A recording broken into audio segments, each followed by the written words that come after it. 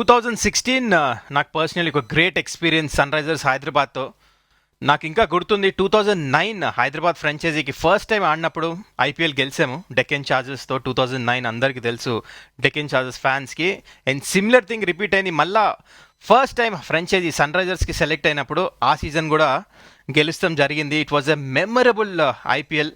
చాలా నేర్చుకోవటానికి as a player కానీ టీమ్ ఎన్వైర్న్మెంట్ కానీ చాలా ఎంజాయ్ చేసాం.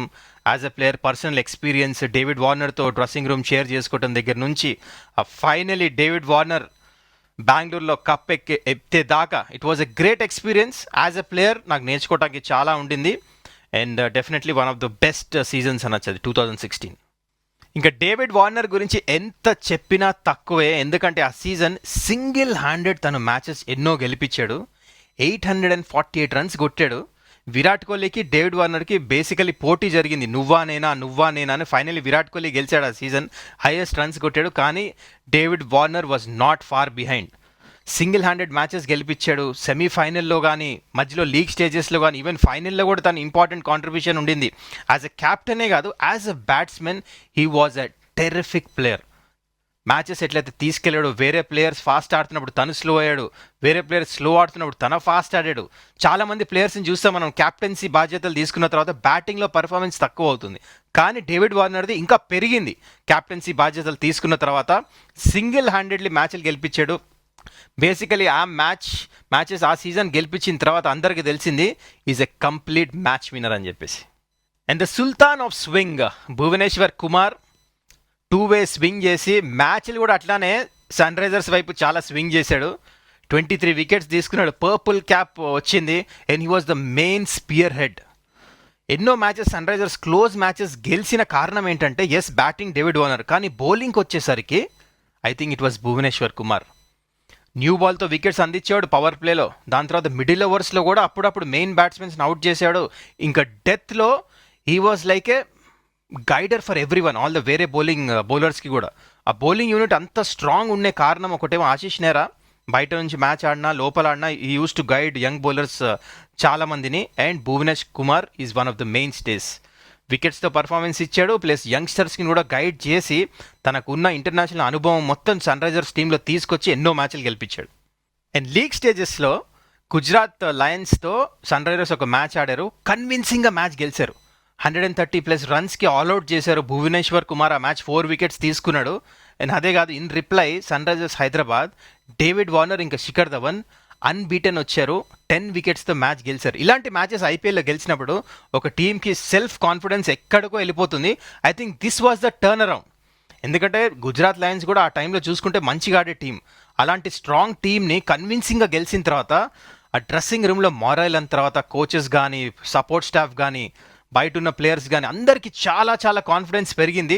ఐ థింక్ అక్కడ నుంచి ఇంకా ఓన్లీ ఎస్ఆర్హెచ్ టీం పర్ఫార్మెన్స్ చూసుకుంటే పైకే వెళ్ళింది. ఇన్ని ఐపీఎల్స్ మనం చూసాము, కానీ ఏకైక టీం సన్ రైజర్స్ హైదరాబాద్ ఒకటే ఎలిమినేటర్ ఆడి క్వాలిఫైర్ ఆడి ఫైనల్స్ కూడా గెలిచారు.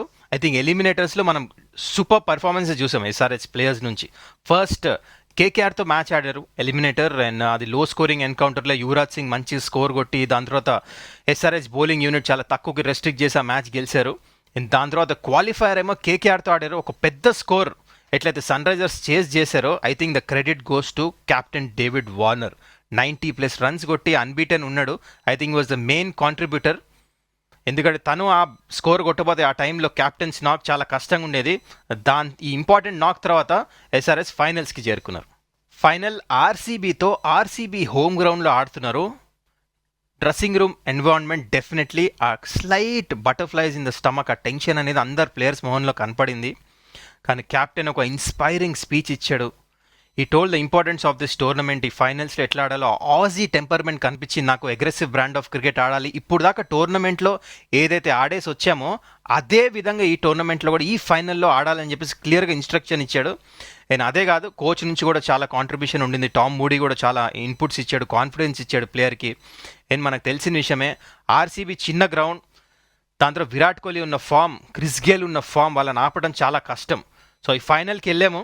అండ్ దాని తర్వాత ఇట్స్ హిస్టరీ. చాలా క్లోజ్ గేమ్ అయింది, కానీ ఫైనల్ లాఫ్ మాత్రం మనకు తెలిసి ఎవరికి ఉండిందో. సో టాస్ గెలిచిన తర్వాత డేవిడ్ వార్నర్ ఫస్ట్ బ్యాటింగ్ ఎంచుకున్నాడు. మేబీ చాలా మంది సర్ప్రైజ్ అయి ఉండొచ్చు, ఎందుకంటే ఆర్సీబీ గ్రౌండ్లో, చిన్న గ్రౌండ్లో టాస్ గెలవగానే చాలా మంది క్యాప్టెన్స్ చేజ్ చేస్తారు.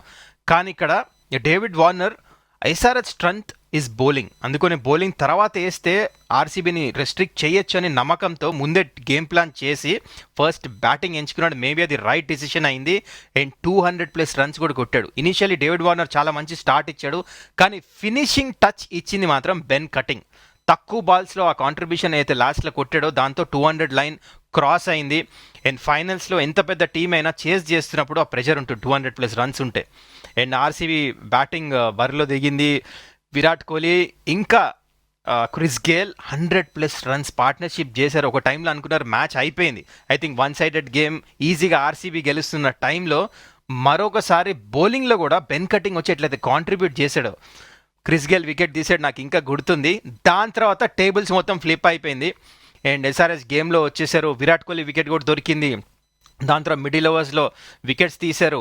ఇంకా దాని తర్వాత ఇట్స్ హిస్టరీ. ఫెంటాస్టిక్ విక్టరీ నిజంగా చెప్పాలంటే, ఎందుకంటే ఆర్సీబీని వెళ్ళి ఆర్సీబీ హోమ్ గ్రౌండ్లో అట్లా ఓడిస్తాం అంత ఈజీ కాదు.